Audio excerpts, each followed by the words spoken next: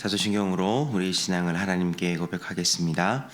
나는 전능하신 아버지 하나님 천지의 창조주를 믿습니다. 나는 그의 유일하신 아들 우리 주 예수 그리스도를 믿습니다. 그는 성령으로 잉태되어 동정녀 마리아에게 선하시고 본디오 빌라도에게 고난을 받아 십자가에 못 박혀 죽으시고 장사된 지 사흘 만에 죽은 자 가운데서 다시 살아나셨으며 하늘에 오르시어 전능하신 아버지 하나님 우편에 앉아 계시다가 거기로부터 살아있는 자와 죽은 자를 심판하러 오십니다. 나는 성령을 믿으며 거룩한 공교회와 성도의 규제와 죄를 용서받는 것과 몸의 부활과 영생을 믿습니다. 아멘. 찬송가 95장입니다.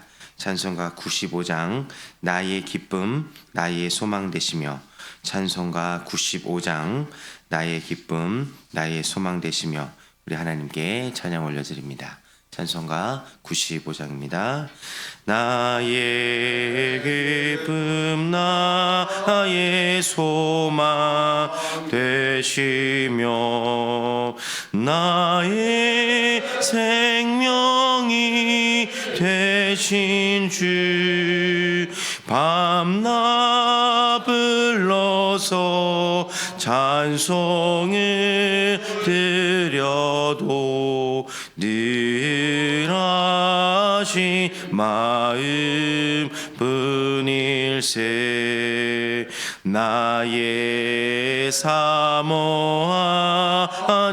선한 목자는 어느 꽃다운 동산에 양의 무리와 늘 함께 가셔서 기쁨을 함께 하실까.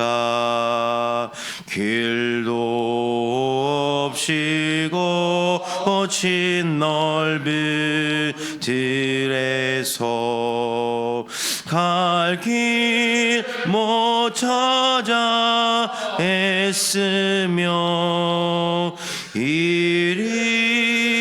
이리저리로 헤매는 내 모양 저원수조록 하도다. 주의 자비롭고 화평한 얼굴 모든 천사도 반기며 주의 놀라운 진리의 말씀에 전지가 화답하도다. 나의 진정 사모하는 예수님 음성조차도 반갑고 나의 생명과 나의 참 소망은 오직 주 예수 뿐일세. 아멘. 오늘 우리에게 주시는 하나님의 말씀은 열왕기상 9장 10절에서 28절까지 말씀입니다. 오늘 우리에게 주시는 하나님의 말씀은 열왕기상 9장 10절에서 28절까지 말씀입니다. 저 여러분이 한 절씩 교독하고 마지막 28절은 함께 읽도록 하겠습니다. 열왕기상 9장 10절에서 28절입니다. 솔로몬이 두 집 곧 여호와의 성전과 왕궁을 20년 만에 건축하기를 마치고 갈릴리 땅의 성읍 20곳을 하나님께서 주었으니 이는 두로 왕 히람이 솔로몬에게 그 온갖 소원대로 백향목과 잣나무와 금을 제공하였음이라. 히람이 두로에서 와서 솔로몬이 자기에게 준 성읍들을 보고 눈에 들지 아니하여 이르기를 내 형제여 내게 준 이 성읍들이 이러한가 하고 이름하여 가불 땅이라 하였더니 그 이름이 오늘까지 있느니라. 히람이 금 120달란트를 왕에게 보내었더라. 솔로몬 왕이 역군을 일으킨 까닭은 이러하니 여호와의 성전과 자기 왕궁과 밀로와 예루살렘 성과 하솔과 무깃도와 게셀을 건축하려 하였음이라. 전에 애굽 왕 바로가 올라와서 게셀을 탈취하여 불사르고 그 성읍에 사는 가나안 사람을 죽이고 그 성읍을 자기 딸 솔로몬의 아내에게 예물로 주었더니 솔로몬이 게셀과 아래 베토론을 건축하고 또 바알랏과 그 땅에 들에 있는 다드몰과 자기에게 있는 모든 국고성과 병거성들과 마병의 성들을 건축하고 솔로몬이 또 예루살렘과 레바논과 그가 다스리는 온 땅에 건축하고자 하던 것을 다 건축하였는데 이스라엘 자손이 아닌 아모리 사람과 헷 사람과 브리스 사람과 히윗 사람과 여부수 사람 중 남아 있는 모든 사람 곧 이스라엘 자손이 다 멸하지 못하므로 그 땅에 남아 있는 그들의 자손들을 솔로몬이 노예로 역군을 삼아 오늘까지 이르렀으되 다만 이스라엘 자손은 솔로몬이 노예를 삼지 아니하였으니 그들은 군사와 그 신하와 고관과 대장이며 병거와 마병의 지휘관이 됨이었더라. 솔로몬에게 이를 감독하는 우두머리 550명이 있어 일하는 백성을 다스렸더라. 바로의 딸이 다윗성에서부터 올라와 솔로몬이 그를 위하여 건축한 궁에 이를 때에 솔로몬이 밀로를 건축하였더라. 솔로몬이 여호와를 위하여 쌓은 제단 위에 해마다 3번씩 번제와 감사의 제물을 드리고 또 여호와 앞에 있는 제단에 분향하니라. 이에 성전 짓는 일을 마치니라.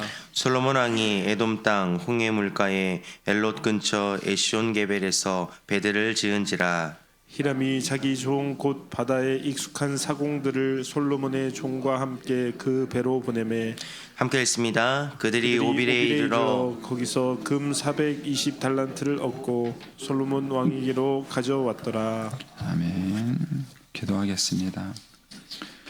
좋으신 아버지 하나님 은혜를 감사합니다. 지난 간밤에도 저희들을 주님 품 안에서 편히 쉬게 해주시고 또 이 새벽에도 저희들을 주 앞에 불러주심을 감사합니다. 오늘도 저희들에게 새날 주시고 또 생명 주시고 건강 주셨는데 이 한날도 주님과 더불어 동행하게 하시고 주를 기쁘시게 하는 한날 되게 하여 주옵소서. 이 새벽에도 주님께 감사의 예물과 또 일천번제 또 구역 예물을 드립니다. 하나님 아버지 믿음으로 또 순종으로 감사함으로 드리는 예물을 주님께서 기뻐 받으시고 약속하신 하늘의 복과 땅의 복으로 충만하게 채워 주옵소서. 주의 은혜로 종의 가정들을 형통케 해주시고 그 자녀들을 축복하여 주옵소서. 예수님의 이름으로 축복하며 기도하옵나이다. 아멘. 이 새벽에도 주의 은혜와 축복이 함께 하시기를 축원합니다. 오늘 본문 말씀에는 이제 솔로몬이 이제 성전과 왕궁을 건축하고 난 다음에 그 후에 또 이제 건축한 일종의 건축 후기 내용들이 기록되어 있습니다. 10절부터 14절까지에는 이제 히람 왕과 관계된 이야기가 이제 기록이 되어져 있고요. 그다음에 15절부터 19절까지는 이제 건축을 어떤 것들을 건축했는가, 건축의 범위들이 기록되어 있습니다. 여기 있는 이제 지명들을 보면은 북쪽에 있는 도시부터 이제 아래쪽으로 이렇게 쭉 이렇게 열거되어 있는 것을 알 수 있습니다. 그다음에 이제 20절부터 23절까지는 그 많은 건축을 위해서는 일꾼들이 필요한데 그 일꾼들을 어떻게 동원했는가 하는 역군들에 대한 이야기가 나오고 있습니다. 그다음에 이제 24절에서 28절까지는 이제 그 외 기타 뭐 건축, 그다음에 무역, 예배 뭐 이런 거 관계된 이야기들이 이제 24절에서 이제 28절까지 나와 있습니다. 전반적으로 솔로몬이 성전과 왕궁을 건축하고 난 다음에 그 이후에 어떤 건축을 했는가 하는 이제 건축 후기에 대한 내용들이 여기에 기록이 되어져 있습니다. 근데 우리가 읽으면 재미 하나도 없죠. 이런 얘기 도대체 왜 있는가, 뭔 말인지도 모르겠고 지명도 익숙하지 않기 때문에 그렇습니다. 그런데 우리가 성경을 볼 때는 항상 이제 관심을 가져야 되는 것이 이 성경이 성령의 감동으로 기록이 됐다는 것입니다. 열왕기서 기자가 그 당시에 이제 필요에 의해서도 이 성경이 기록이 돼 있지만 이 창세기부터 계시록까지는 하나님의 성령께서 간섭하셔서 이 성경이 기록된 것입니다. 그래서 이 성경에 있는 내용들이 그냥 기록됐다고 생각을 하시면 안 돼요. 그래서 이 말씀이 기록된 의도가 뭘까? 그리고 하나님께서 이 기록된 말씀을 통해서 오늘 우리에게 주시고자 하시는 말씀은 뭔가? 이런 관심을 가지시고 본문을 갖고 실용을 하셔야 됩니다. 자꾸 읽으시고 또 묵상하시고 이제 그렇게 하시면 성령님께서 이 말씀을 기록한 의도가 뭔가 하는 것들을 이제 가르쳐 줍니다. 이제 지금 이 전체적인 흐름은 어떻게 되느냐면 솔로몬이 이제 왕권을 잡고 난 다음에 제일 먼저 할 일은 성전을 건축한 거죠. 아버지로부터 유언을 받은 거고 하나님께 받은 사명인 것이죠. 그러니까 이제 그 성전을 건축하고 그 다음에 두 번째는 자기가 사는 왕궁을 건축했습니다. 도합 20년을 걸렸습니다. 솔로몬은 모두 40년을 통치했습니다. 그런데 그 중에서 절반을 성전과 왕궁을 건축하는 데 쓴 거예요.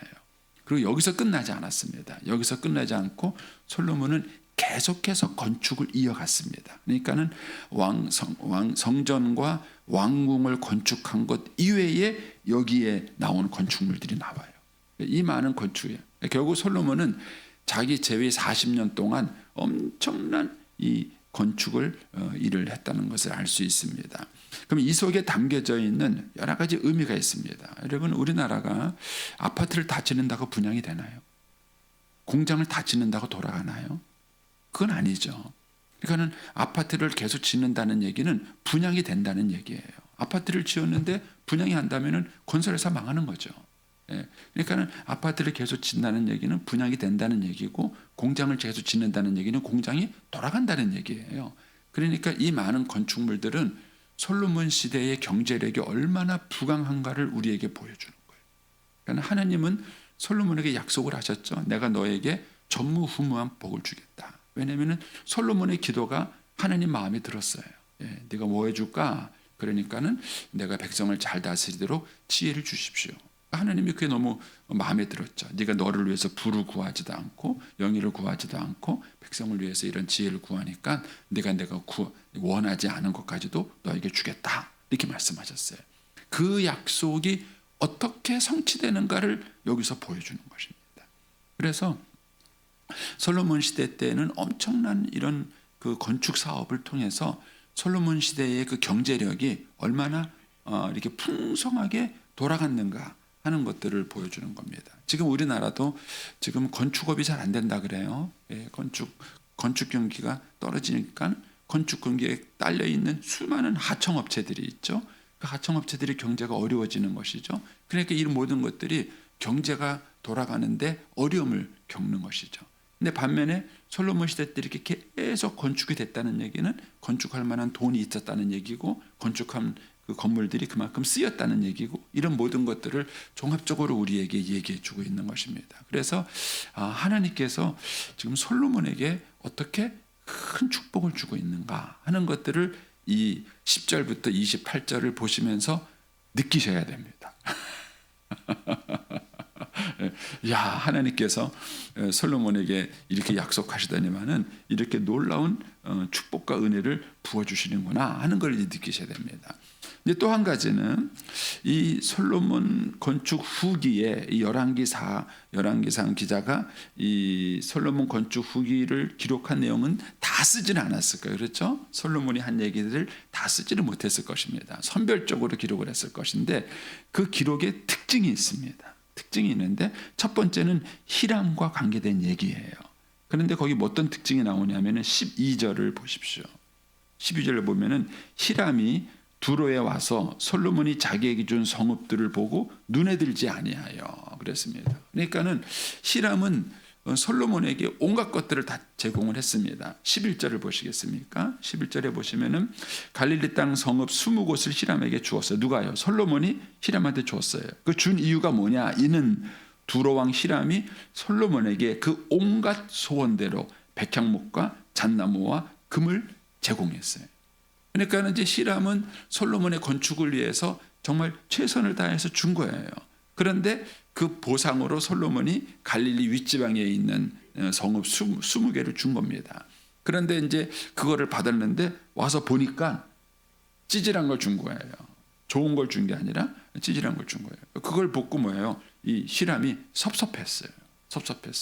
이게 뭐야? 하고 히람이 그래서 그거를 그 성읍을 뭐라 그랬냐면 가불 땅이다. 이렇게 지금도 가불 땅이라 그래요. 가불 땅이다. 그랬는데 이거는 메마른 땅이다. 가치 없는 땅이다. 이런 의미예요. 쓸모없는 땅이다. 이런 거죠. 그러니까 뭐 이름 뭐야? 뭐 나한테 이런 걸 내가 왜 줘? 이렇게 말하면서 이제 히람과의 관계가 이제 약간 어그러지는 관계였습니다.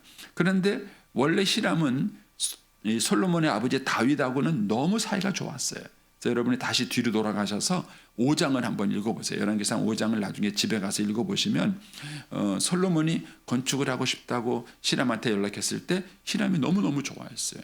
난 네 아버지를 보니까 내 너무 좋다. 아버지가 성전을 건축을 싶어 했는데 내가 얼마든지 도와주겠다. 이렇게 얘기를 한 거죠. 이거는 다윗이 히람과 좋은 관계를 갖고 있었기 때문에 히람이 다윗에게 그렇게 반응을 한 것이죠. 그러니까는 부모가 좋은 관계를 가지면 부모 때문에 덕 보는 자식 없으신가요? 여러분은 부모님 때문에 덕 보세요? 피해를 보세요? 부모님이 잘해놓고 가면은 그 자식이 그래 네가 누가 아들이구나. 아이고 그래 뭐 이러면서 이제 신세를 갚을 수 있는 거죠. 근데 반면에 부모가 잘못하고 가면 어떻게 해요? 어이씨 저게 그냥 이러면서 괜히 부모 때문에 자식이 미움을 받는 거죠. 이걸 보면은 솔로몬은 자기 아버지 다윗 왕의 은혜는 입었어요. 그러는데 자기는 히람과 좋은 관계를 갖지 못했기 때문에 결국 히람은 그의 아들하고 관계를 맺는 데는 외교적 어려움을 갖게 만드는 것이죠. 그 다음에 두 번째가 뭐였냐면은 이 후기의 두 번째 특징은 뭐냐면은 솔로몬이 하고 싶은 대로 건축을 했어요. 19절 가서 보십시오. 19절.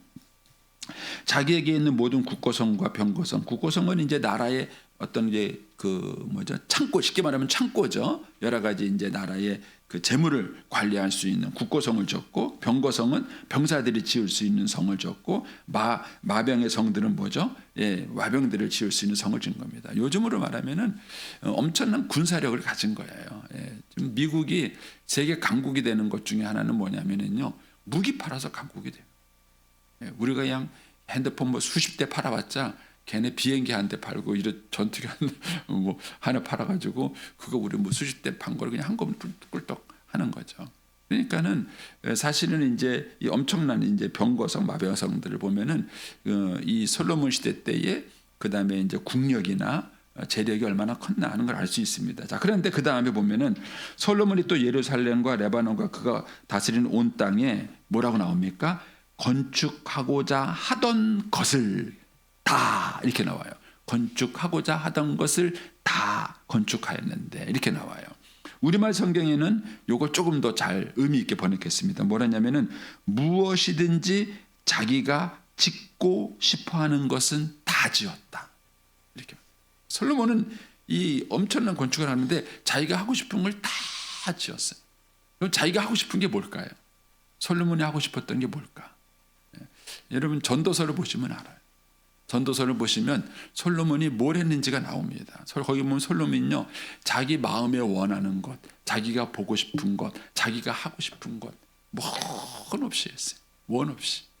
그만큼 하나님께서 물질을 주시고 그런 축복을 주셨기 때문에 자기가 원 없이 했어요. 하고 싶은 모든 건축물을 다 지어본 거예요.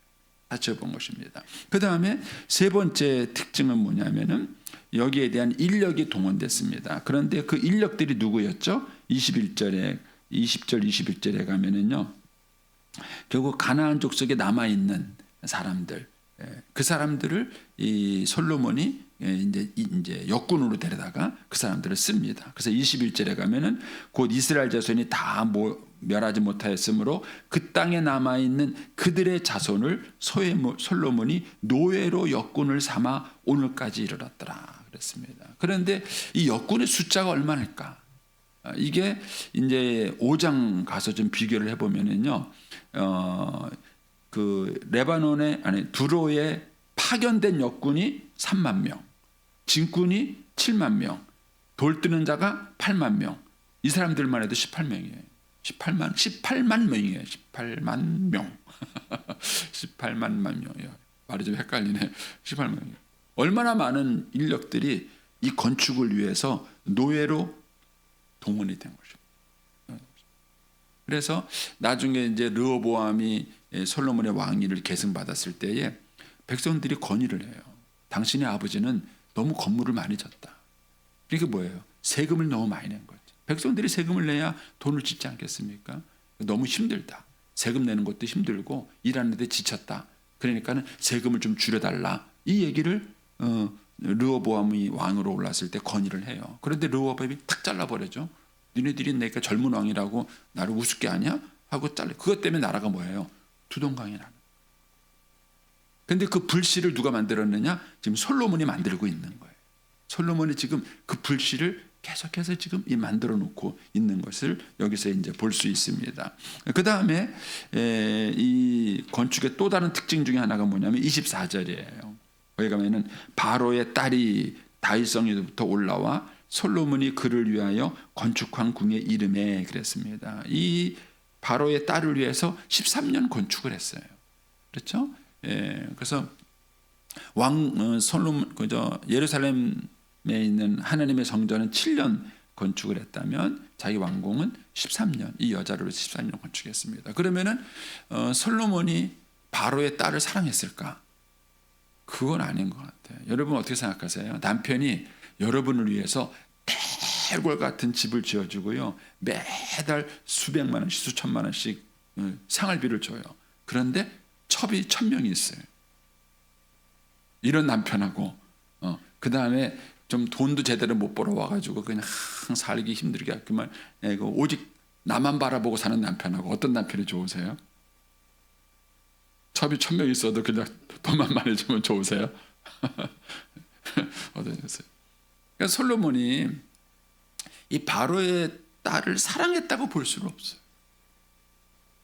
이 자기 아내를 위해서 이렇게 화려한 그런 궁전을 지었다면은 정말 그 자기가 아내를 사랑해서 그렇게 지었다 그러면은 뭐 이 당시 풍습으로 봐서 한 2-3명 첩두는 거는 이해가 되는데 한 1000명씩 이렇게 첩을 두는 솔로몬을 보고 솔로몬이 이 바로의 딸을 사랑했다, 남편으로서 신실했다, 이렇게 보기에는 좀 어려운 것입니다. 이것이 이 솔로몬 후기 이야기예요. 솔로몬 후기 이야기입니다. 그래서 이 솔로몬 후기 이야기를 통해서 우리가 뭘 보냐면은 솔로몬의 보이지 않는 마음을 보는, 솔로몬의 보이지 않는 마음. 그러니까 하나님은 신실하셨어요. 하나님은 신실하셔서 솔로몬에게 약속하신 대로 전무후무한 복을 주셨어요. 그리고 엄청난 지혜를 주셨고 이 건축물들을 통해서 하나님이 솔로몬에게 얼마나 큰 물질의 축복을 주셨는가. 그래서 그 하나님이 얼마나 신실하신 분인가 하는 것들을 우리는 이 본문을 통해서 확인할 수 있어요. 하나님이 얼마나 신실하신가. 근데 반면에 솔로몬은 신실하지 못했어요. 반면에 솔로몬은 신실하지 못했습니다. 조금 더 확대해서 이 본문을 보게 되면요, 솔로몬의 마음속에 솔로몬이 꿈꾸고 있는 세상, 그가 왕으로서 이 나라를 어떻게 통치하겠다라고 꿈꾸고 있는 세상은 제사장 나라가 아니에요. 제사장. 하나님은 이스라엘 백성을 통해서 제사장 나라를 세우기를 원했고 다윗은 이 하나님과 똑같은 꿈을 꿨어요. 그러니까 제사장 나라에 가는 그런 꿈을 꿨기 때문에 하나님이 자기에 주신 권력과 힘을 가지고 마음대로 쓰질 않았어요. 절제했어요. 하나님께서는 바세바를 취한 것만 갖고도 분노하셨어요. 내가 너한테 힘을 줬더니까, 내가 너한테 축복하고 능력을 줬더니까 겨우 네 욕심을 채우려고 바세바를 취하고 우리아를 죽여? 그게 내가 너한테 권력을 준 목적이야? 하나님이 진노하셨어요. 근데 그 말 앞에 이 다윗은 벌벌 떨었어요. 벌벌 떨었어요. 그리고 그것 때문에 통회자복했어요. 그러니까는 이 다윗의 마음속에는 하나님의 나라에 대한 꿈과 비전이 있었던 거예요. 근데 솔로몬의 마음속에는 제사장 나라의 꿈이 없었어요. 제사장 나라의 꿈을 꿨다면은 약자를 억압하면 안 돼. 이 솔로몬이 이 앞에서 성전을 짓고 기도한 게 나오죠. 그 기도는 정말 훌륭한 기도였어요. 그런데 그 기도대로였다면 하나님이 이스라엘만 축복하는 것이 아니라 이 성전 때문에 이방 민족도 축복을 받아야 돼요. 근데 만일 솔로몬이 이 개념을 알고 있었다면은 지금 자기 나라에 남아 있는 가나안 사람들의 그 연약한 자들을 무조건 노예로만 부려면 안 돼요. 그들의 마음속에 하나님 나라에 대한 꿈과 비전이 있는가 하는 것입니다. 그래서 오늘 저는 우리 한국 교회가 하나님 앞에 엄청 축복을 받았습니다. 여러분 이거 곰곰이 생각해 보시면 우리나라가 받은 축복을 이루 헤아릴 수 없습니다. 저는 제 어렸을 때 생각만 해봐도 제가 초등학교 시절 뭐 그 이전에는요 저도 등잔불 밑에서 공부한 적이 있어요. 옛날 막 전화기 팍팍팍 돌려가지고 여보세요 막 이런 전화기 돌리고 이런 시절 제가 어린 시절에 그런 시절을 겪었어요. 근데 지금 제가 살고 있는 시대는요 상상할 수 없는 엄청난 축복을 우리가 누리며 살고 있습니다. 그런데 한국 교회가 이렇게 하나님께 축복을 받았는데 이 축복을 하나님의 뜻대로 쓰고 있는가? 아니면 솔로몬처럼 자기의 야망과 욕심과 이런 생각을 위해서 이거를 쓰고 있는가? 우리가 생각을 해봐야 돼요. 결국 솔로몬이 남겨준 건 뭐예요? 지도자에 대한 불신이에요. 다윗 왕 때는요 백성들이 충성을 했어요. 왜? 왕에 대한 믿음과 신뢰가 있었기 때문에. 그런데 이 솔로몬이 이런 식으로 나라를 통치하고 나니까 백성들은 지도자에 대한 불신이 생긴 거예요. 왕에 대한 그것이 결국 쿠데타가 나서 르호보암 때 가서는 나라가 두 조각이 나는 거예요. 나라가 두 조각이 나는 거죠. 저는 오늘날 우리 한국 교회의 문제는 선배 목사님들의 문제. 저는 이제 이 교회에 와서 목사로서 제가 잘 대접받고 있습니다. 최 목사님의 공로, 제 앞에 계신 분들의 수고라고 생각해요. 그분들이 잘했으니까 여러분들이 지도자에 대한 신뢰가 있는 거예요. 믿음이 있는 거예요. 그러니까 잘 신뢰하는 거예요. 제가 잘했는지 못했는지는 제 후임이 어떻게 되는지를 보면 알 수 있겠죠. 여러분 교회가 하나님이 주신 많은 축복과 은혜를 받았는데 사회로부터 신뢰를 잃고 있어요. 교회가 사회로부터 신뢰를 잃고 있습니다. 우리 선배들이 잘못했기 때문에 그래요. 선배들이 제대로 잘했다면은 교회가 사회로부터 존경과 사랑을 받아야 되는데 그 리더십을 잊어버리고 있어요. 저는 솔로몬은 하나님께 엄청난 축복을 받았지만 그 축복을 하나님의 나라를 위해서 바르게 사용하지 않은 것입니다. 결국 자기의 욕심 때문에, 자기의 어떤 욕망 때문에 하나님이 주신 많은 축복을 사용해서 결국은 그의 아들 때에 가서는 불행을 물려주는 거죠. 불행을 물려주는 거죠. 이런 면에서 이제 부모 세대들이 고민을 하셔야 됩니다. 저도 이제 어느덧 부모 세대가 됐어요. 부모 세대들이 고민하셔야 됩니다. 하나님이 나에게 많은 은혜와 축복을 주시고 은혜를 주셨는데 이거를 내가 어떻게 사용하느냐, 이걸 내가 어떻게 반응하느냐에 따라서 우리의 자녀들이 무엇을 유산으로 물려받을 수 있는가 하는 것들이 결정이 되는 것입니다. 오늘 이 솔로몬의 이야기는 한쪽으로는 화려한 이야기면서도 또 한쪽에서는 어두운 그늘이 있는 그런 이야기입니다. 한번 이 말씀을 잘 묵상하셔서 저와 여러분은 인생의 경주가 어떻게 살아가고 있는가 하는 것입니다. 저는 이제 이 말씀을 묵상하면서 또 하나 느끼는 것이 그거예요. 신앙은 순간만이 아니라 시간과의 싸움이에요. 솔로몬은 순간 선택은 잘했어요. 그래서 내가 너에게 뭘 줄까 이렇게 말했을 때 솔로몬 나라를 잘 다스리도록 지혜를 주십시오. 솔로몬에게도 그런 시절이 있었어요. 하나님께 기도하고 순수한 마음이 있었고 하나님의 응답을 받는 그런 시절이 솔로몬에게도 있었어요. 그랬는데도 시간이 지난 다음에는 솔로몬이 변한 거예요. 그래서 저와 여러분의 신앙이 어떤 선택만 보시면 안 돼요. 우리가 어떤 순간의 선택은 잘할 수도 있는지 모르겠어요. 그러나 신앙은 거기서 끝나는 것이 아니라 시간의 싸움입니다. 긴 시간의 싸움. 그래서 저와 여러분의 인상과 인생 전체가 정말 하나님 보시기에 기뻐하는 삶이 되고, 그래서 축복을 우리만 누리고 단물만 쏙 빼먹고 애들한테 빈털터리를 물려주면 안 되잖아요. 우리가 우리 아이들한테. 그래서 우리가 하나님께 받은 축복들을 우리 부모 세대가 정말 잘해서 우리 자녀들에게 좋은 것을 유산으로 물려줄 수 있는 우리 부모 세대가 되기를 축복합니다. 기도하겠습니다.